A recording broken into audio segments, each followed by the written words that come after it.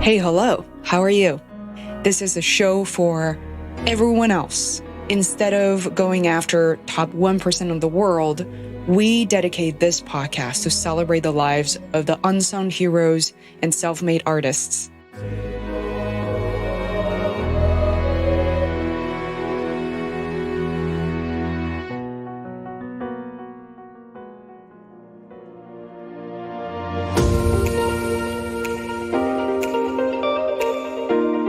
Thought of it really as an excuse to interview really well-known smart people and try to reverse engineer what they had done, just kind of figure out their success secrets and share it.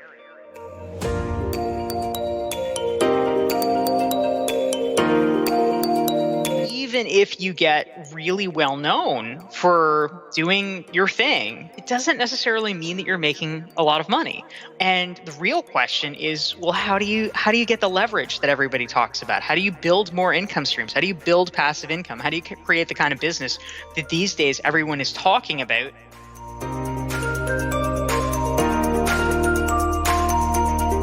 What creates, I think, a good dramatic tension in the book is to show people not just someone who has quote unquote already made it and is, raking in millions of dollars, every year, but somebody who is relatable to them, where they can say, oh, like I could do that. If I can do that and take those steps, then maybe that can get the ball rolling.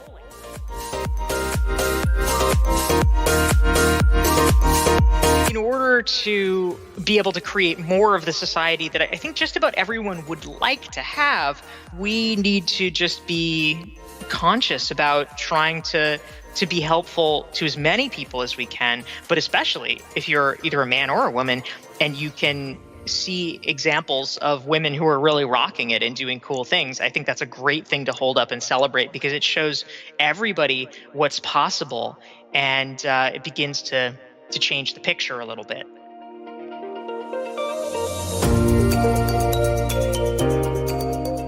Hey, it's your girl, Fei Wu, and you're listening to the Feisworld podcast. Welcome. We've been running this podcast for over 3 years now. I thought I would stop a lot sooner than this, and I'm sure many others probably thought the same. But man, I've learned so much along the way and made many new friends, not by proximity, but by common interests and beliefs. I never looked back. You might be wondering, what is new in Feisworld in 2018? Now we're approaching holiday seasons in 2017, end of the year. Well, I am very thrilled to tell you that I've started a podcaster group on Feisworld called ALT Podcasters. That is ALT Podcasters. And secretly running a small virtual hangout with like-minded podcasters as well. So instead of only focusing on downloads, sponsorships, we talk about growing a podcast in a more sustainable way, focusing on storytelling and especially the stories that we want to share and the tribe we want to build. So learn more at feisworld.com/alt podcasters. Let me introduce you to today's self-made artist. Dorie Clark has appeared on an earlier episode of Feisworld in episode number 43. She is a lovely human being who also happens to be a successful marketing strategy consultant, professional speaker, and a frequent contributor to the Harvard Business Review. She has now authored 3 best-selling books, Reinventing You, Stand Out, and most recently in October 2017, she released Entrepreneurial You. This is a very special addition to Feisworld, I must say. Not only was I interviewed by Dorie, she actually wrote about Feisworld in this book. Since then, many new opportunities opened up for me and for Feisworld. Look, I know this episode isn't about me, but in the 2 years I've known Dorie, I noticed something really different about her. She's always there to help others elevate and excel, not just the famous people. This episode in particular focuses on Dorie's new book, how she seeked out those mentors to interview, and how she structured the content for the book, and exactly how or why she picked me out of so many much more affluent people to interview. I got so excited interviewing her about her book on this very episode, but it's obvious that Dorie's life is so much more than that. I welcome you to listen to our conversation, but please also check out numerous other podcasts and podcasters who interviewed her as well. One of my personal favorites is the one with Jordan Harbinger from The Art of Charm. I had to listen to that one twice. So if you don't want to Google the link, all these tools and resources, show notes, favorite quotes are right on Feisworld.com. So just go right over there. You'll be able to find this episode and all this information embedded there. If you enjoy listening to the stories of unsung heroes and self-made artists, please consider subscribing to Feisworld. It means so much to us, and it really helps us grow this very podcast. Without further ado, please welcome the one and only Dorie Clark to the Feisworld podcast.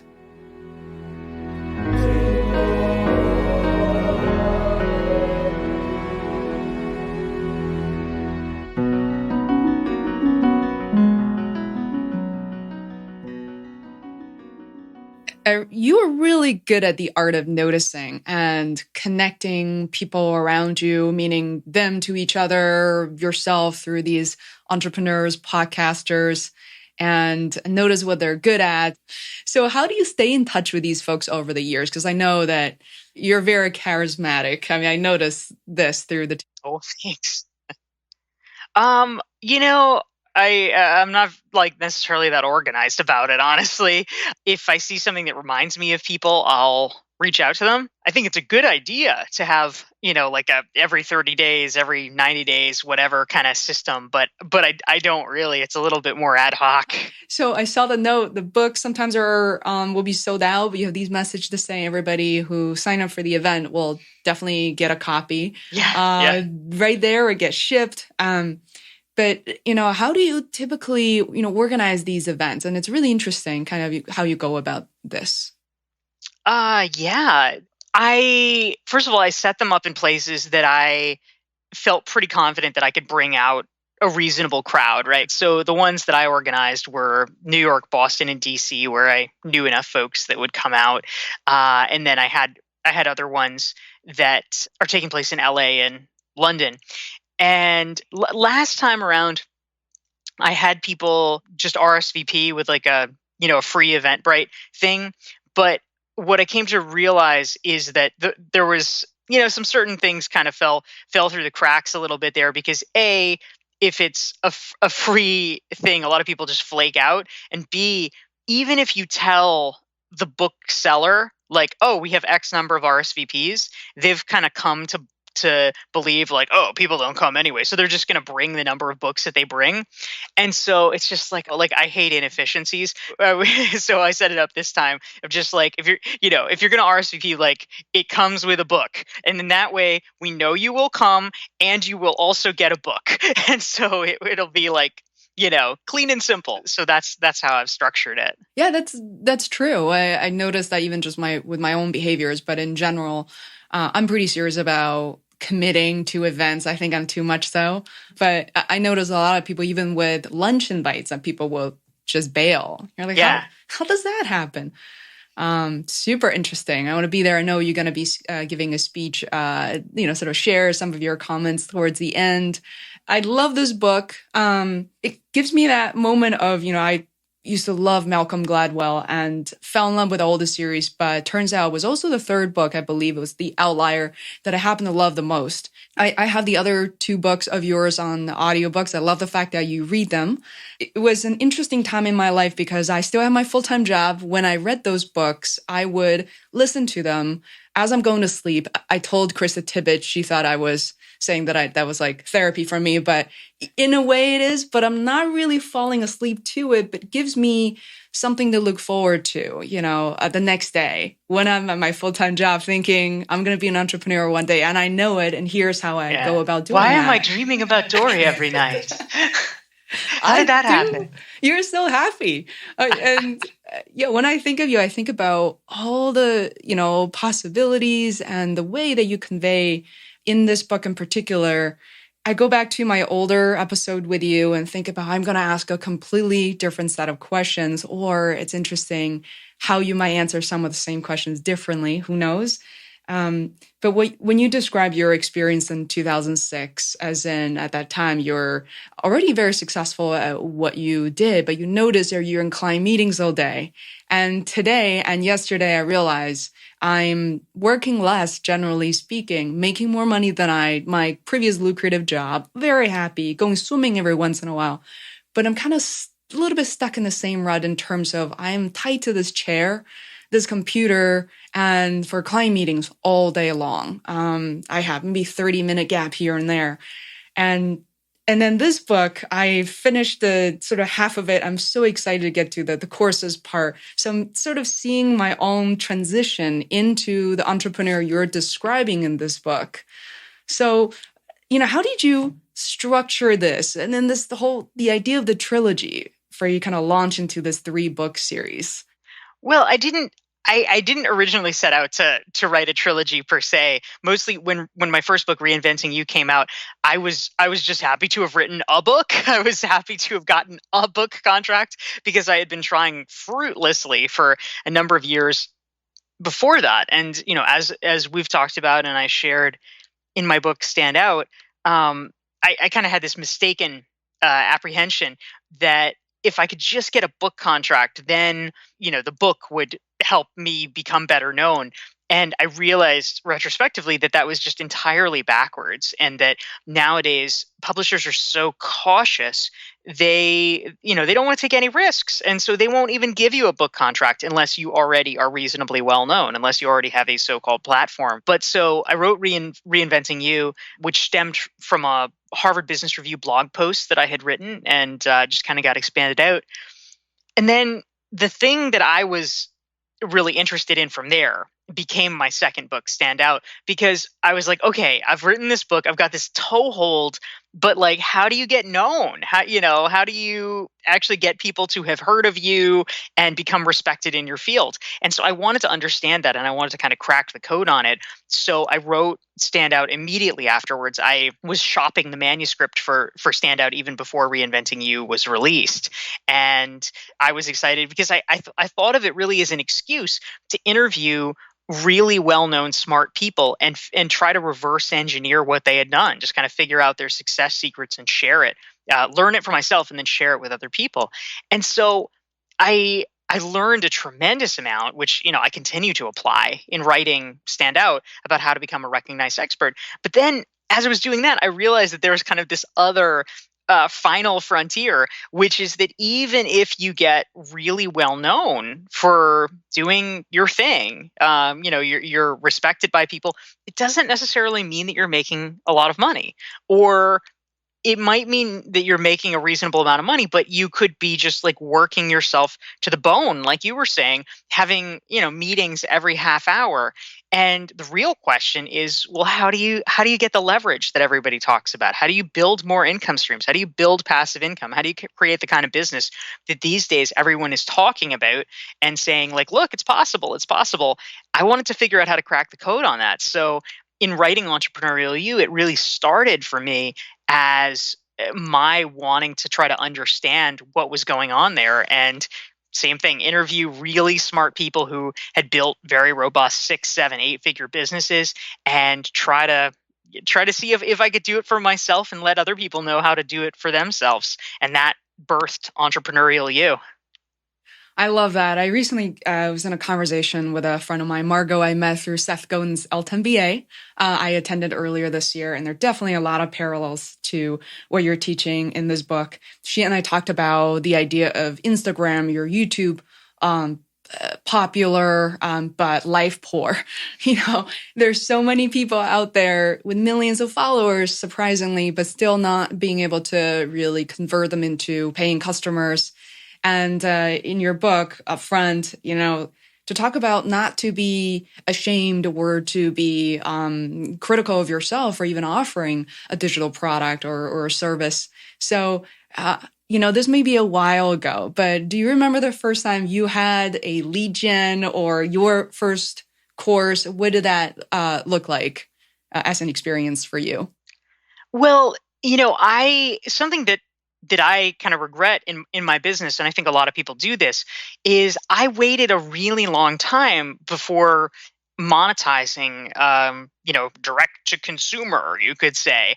My business for years and years was just kind of writing articles, building brand recognition, building exposure, and hoping that it would convert into companies reaching out to me about speaking engagements, or maybe people buying my books. That was really about it. So there's kind of this gaping chasm in my business model, because people could either interact with me by buying a $20 book, or by buying a 10 or 20 or $50,000 speech or consulting engagement or something like that. But there's nothing in between, and that's a problem, because there's a lot of people that might want to buy something in between. And so eventually I decided that I needed to create more of those things. So I started experimenting with online courses in 2014, and I launched one, not myself, but I sort of provided the IP, the intellectual property for it, through a company. It was not very lucrative, honestly. I mean, they take the lion's share of it, but I learned a little bit more about the process. So I did that with them. The next year, 2015, I did another online course with another company, and, kind of learned their methodology. So I had these little exposures. Finally, in 2016, I decided I was ready. And that was when I launched my first online course that I was launching to my own audience. And that was a huge learning experience, and one of the big goals for my business, because I realized that online courses are just growing and dramatically in popularity. So I figured it'd be a good way to be able to reach people.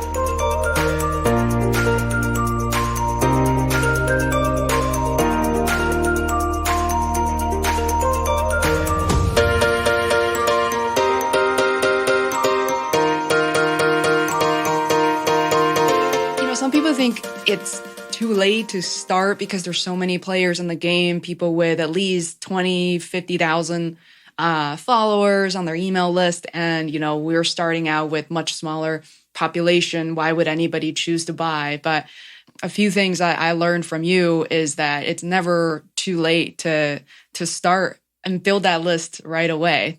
Yeah. I mean, time is going to pass no matter what, right? And so I started blogging really intensively in 2010. And you hear that now as we're having this conversation in 2017. It's like, oh, wow, you got in so early. You got, what a great advantage. There have been people who started blogging in like the early 2000s. Like by the time I started, it was already like everyone's like, oh, blogging's jumped the shark. Nobody can get in because people have been blogging since 2001. How can we ever do that? I mean, at any given point, there always is the feeling that, oh, it must be as huge as it possibly can be. And, then we look back 5 years later, and we say, oh gosh, it had only just started. So I think that for the vast majority of things, even if we feel it's saturated, odds are it's probably not saturated. That's so fascinating to me. I read, I typically, a lot of people don't read prologue, but really comes from the bottom of your heart. And on top of that, I wish we all turned the mic and actually start interviewing you and have more of this book be about you. So I feel like I indulge more in the prologue because you shared a lot of your learning experience, excerpts from sort of the interviews themselves and some highlights from these guests. I noticed you wrote down you have 7 unique revenue streams, and I love that. And I start counting them. It's like, I should know what those 7 are from Dorie. So I wrote down speaking, consulting, teaching, executive coaching. I wonder if you could maybe break it down and maybe share what some of those are. Sure, absolutely. So yeah, the other ones, there's online courses, of course. And then we had, writing books is, so that would be 7. And then actually I've kind of built in an 8th since I even wrote that, which is doing like live workshops. Oh, wow. Tell me about live workshops. Yeah. So this was something that I really started in many ways as an outgrowth of the online courses that I did, because online courses give you enough scale that you're bringing together, pretty large group of people. And I kept hearing from them that many of them really were looking for opportunities to connect in person. And so the very first thing that I did, it was just a pilot. I did a 1-day mastermind last July at my apartment, my condo in New York City, and it was small. It was for 10 people. They were all part of the Recognized Expert Pilot Group, and you know they loved it. It was actually amazing. I thought this was stunning. On their own, they are organizing a reunion in a couple of months. They're having a reunion next February. Like, have you ever heard of a 1-day event that 18 months later has a reunion? It's like, holy crap. So there was a lot of bonding going on with this. And so subsequently, I've had another one that I did this summer, which I'm experimenting with different formats just to see kind of what works, what people like. And so this one was a more curriculum focused thing. It was also a 1-day session, and it was called the Business Model Intensive. And it was in many ways previewing some of the content from Entrepreneurial You, helping people think about how to create new income streams in their business, and walking them through that process. So that was pretty cool. And then later this year, I'm going to be doing a 2-day mastermind retreat. So those are some of the things swirling around. Wow.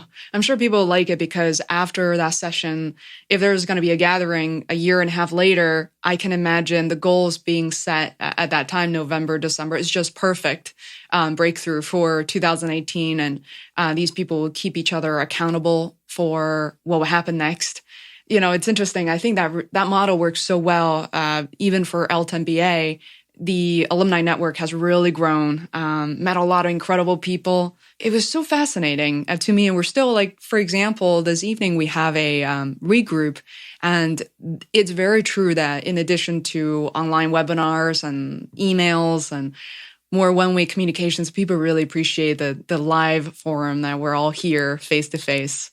So as you were going through the book and kind of interviewing all these experts, and I'm so privileged and thrilled to be in this book, because right before my story was John Lee Dumas, and I was thinking, oh my God, how will people react when they flip the page from 100 million downloads to like 20,000 downloads back then? How did you go about selecting these folks to be the people you want to interview? I mean, I'm such an oddball out of all this, right?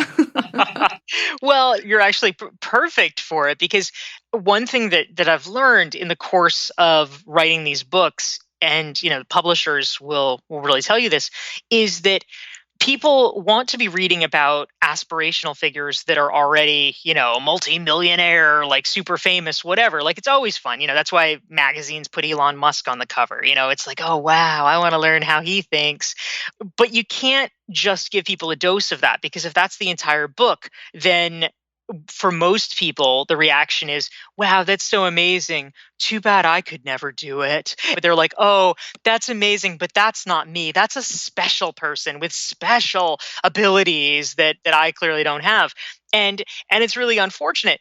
And what creates, I think, a good dramatic tension in the book is to show people not just someone who has, quote unquote, already made it and is, raking in millions of dollars, every year, but somebody who is relatable to them, where they can, it's like just a bit ahead of where they are, where they can say, oh, like I could do that. I don't know how I could get 100 million downloads, but I bet if I really applied myself, I could get 20,000 downloads. And if I can do that and take those steps, then maybe that can get the ball rolling. And so you need to be profiling people at different stages of the journey so that people can find different aspects to plug into and places to see themselves. And so I thought were great, because if the only story you're going to tell about podcasts is, okay, the only way to be successful at podcasts is to have, millions of downloads, then most people are going to find that really inaccessible. But if you say to people, you know what, you don't actually have to have millions of downloads to be successful. You can actually kind of a doable number, but still make a living from it, still be able to build a really good business as a result of your podcast. then I think it just kind of opens up possibilities for people. You trigger that thought and then this whole storyline in me in unprecedented ways, because through our brief conversation of us sharing over coffee that, I kind of find it unusual for me to generate revenue and become a freelancer as a result of a podcast most people have never heard of. And from there, our second conversation that you said, create a lead gen today, right now. And I actually took the effort and just compiled that story and say, thanks to Dorie for inspiring me to write this. And that in itself became a most popular article. So I said, okay, and that's interesting. I'm looking at the traffic. I was like, wow, people actually want to know. So I actually converted that and did a content upgrade and now have that be the ebook that people can download, and was really phenomenal. And for me to kind of look back and to be able to add to it. Thank you for kind of leading me that way. And I think that's what this book will do for a lot of the people, that it's not just, it's a mirror where they can see many stages of themselves, and not the one that's 20, 30 years from now or might never happen, but that the small successes could also take you on to like big journeys. And it's really exciting. Oh, well, first of all, that's very nice of you. Thank you. But yeah, I just, I like to, I definitely do like to be helpful to folks where I can. And I think that I say stereotype, although, from stories that I've heard in some places or in some industries, it's apparently true, of women having to play this zero-sum game and be competitive with one another is just so sad and so ridiculous. I literally got my start. My very first job ever I was an unpaid intern for NOW, the National Organization for Women, when I was 16 years old in DC at their national offices. So, from a young age, I have been a really strong feminist, and so it's bothersome to me when I see places that are uniformly male, and I think it's extremely rare that anyone is consciously trying to discriminate. For the vast majority of people, it's not that they want to harm other people; it's that they want to help their friends, which is actually a noble impulse. But the problem is that their friends are often very much like them.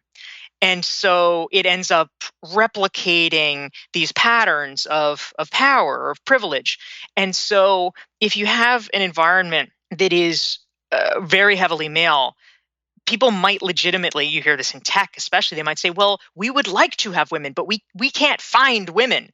And of course, they can't find women because the women are not necessarily part of their social networks, because, homophily, right? That's a natural thing with people. We're drawn to people with similarities. And so I think that in order to be able to create more of the society that I think just about everyone would like to have, we need to just be conscious about trying to be helpful to as many people as we can, but especially if you're either a man or a woman and you can see examples of women who are really rocking it and doing cool things. I think that's a great thing to hold up and celebrate, because it shows everybody what's possible, and it begins to change the picture a little bit. Yeah.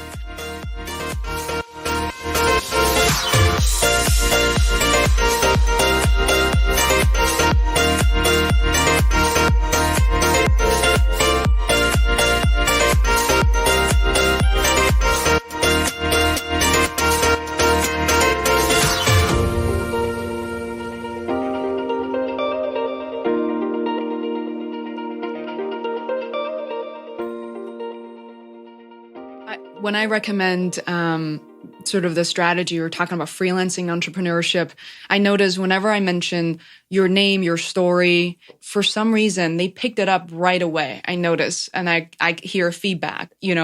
Women really love to look at, a figure, in this case, many steps ahead of them, to be able to relate to that. So I also notice, and one of the reasons is, you talk about side hustles in your book a lot, kind of as a theme throughout.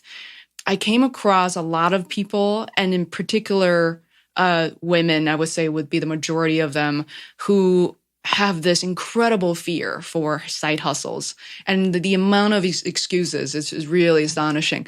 A lot of that, what I hear that bothers me is that my boss won't like it. That even comes to, why would I need a blog? Why would I need a website to talk about my work? And at some point, I even told them, why don't you build it and put a password on it? And as soon as I ended that conversation, I thought to myself, remove that password immediately. Why are you ashamed of this? Have you noticed that maybe not in talking to your guests, but how do you typically help people kind of steer away from that feeling or that fear? Well, I gave a talk a couple of years ago at Harvard Business School, and there was a woman who was speaking just before me. And so we were having a conversation. This was a, older senior executive woman.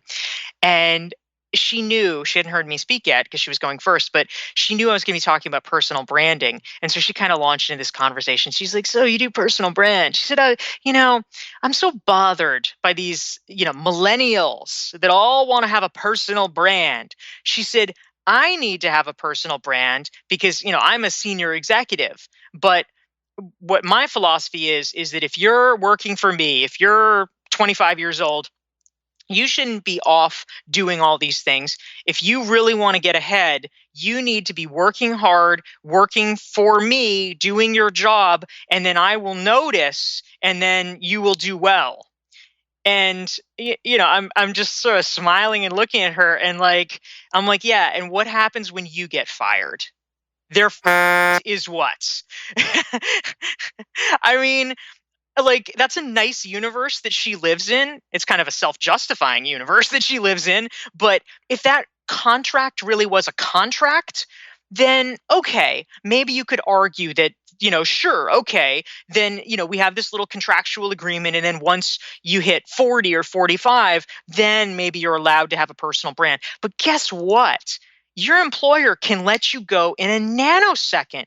It happened to me. I got laid off from my very first job. They gave me 4 days severance pay.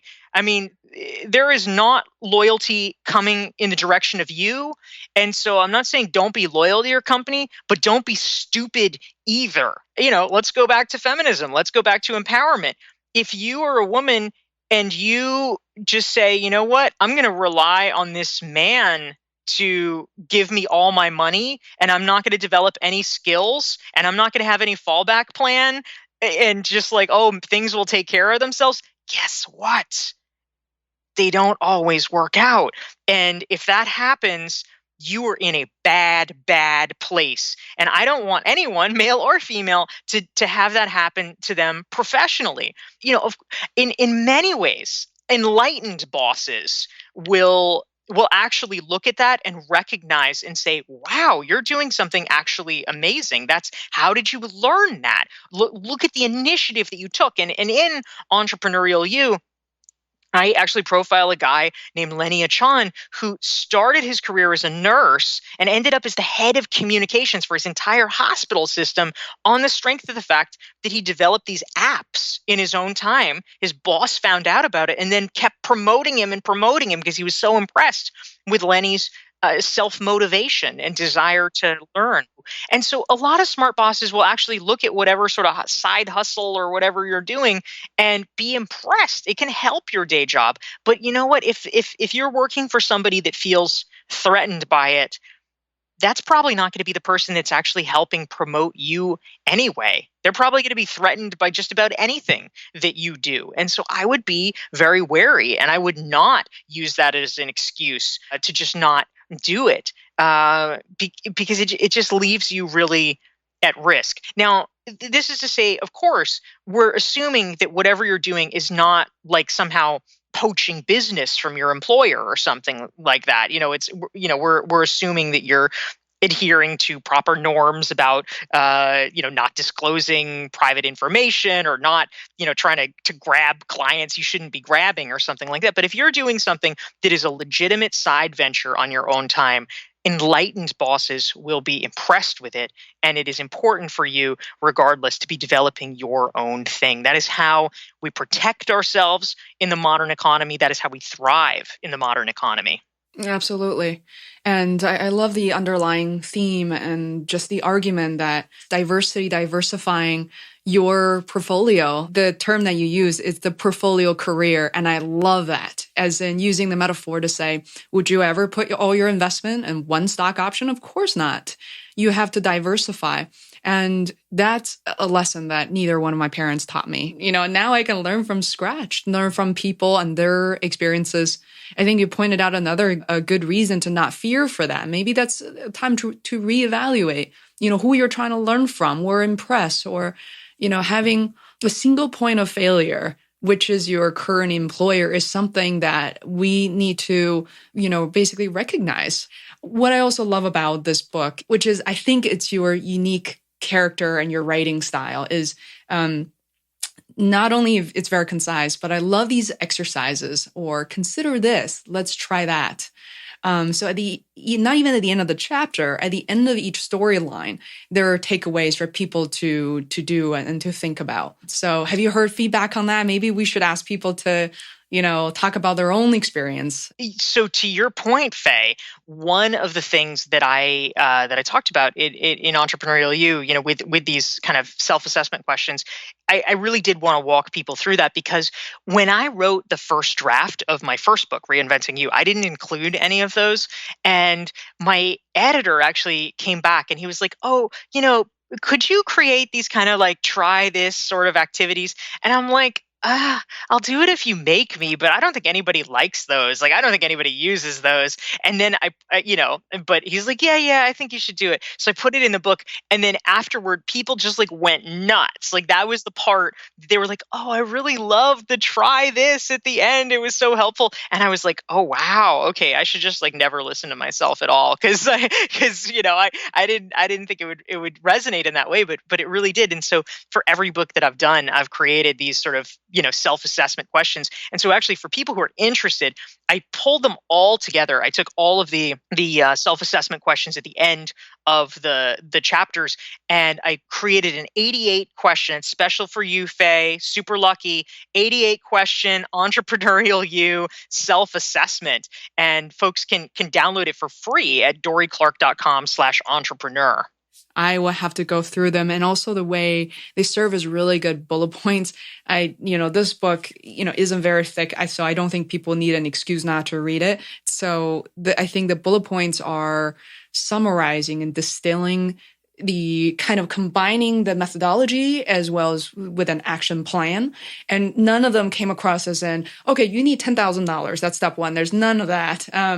Yeah, all the steps. I mean, you're right. Something I feel very passionately about is that all the stuff I recommend requires no money, or I mean, let's say virtually no money. Like, even starting podcasting, I have a handout in the book that people can download that is a list of all the equipment that I used to create my videos for online courses. And people think sometimes like, oh, it would cost like $10,000 to make an online course. No, it doesn't. I filmed it all myself, and the sum total of the equipment that I used for it, and it costs like, I don't know, $150. So, I mean, maybe it's like a negligible amount of money, but presumably anyone in a Western economy reading it could buy the things that they need, and and it's not out of reach at all. If people actually want that list, they can get that for free at dorieclark.com/video tools, and they can download a list to all the links. I love that. And it makes me feel so good about the most recent ebook I wrote, going from $0 podcasting equipment to my most recent upgraded one, which I think it's $1,500. And it was so worth it. But in between, I kind of broke down all of the different price points. And I think the moment you get into the realm of working as an entrepreneur in these different endeavors, that's another part I like, is you didn't just interview podcasters, but you interview people who are online coaches and, pursuing really the 7, now 8 revenue generating ideas. You basically interviewed entrepreneurs for each one of these domains, speaking and coaching, and give people an idea of what that may be. Thank you, Faye. It's such a treat to get to talk to you about Entrepreneurial You, your star turn in Entrepreneurial You. So I'm just really excited, and I haven't finished the book. About to get to the most exciting chapter. Yeah. I love it. Thank you so much, Dorie. Awesome. Cool. Great to talk to you, Faye. Likewise, Dorie. Thanks. Love you. See you next week. Yeah, You're the see best. ya. Yay. Bye.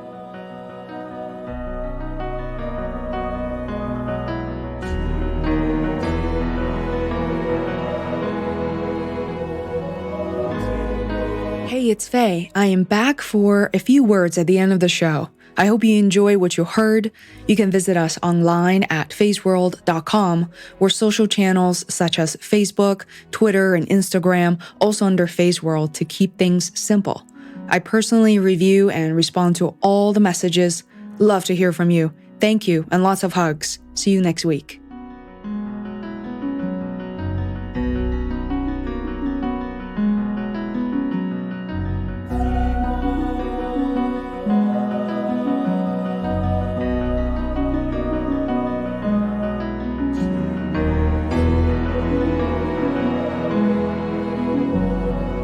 See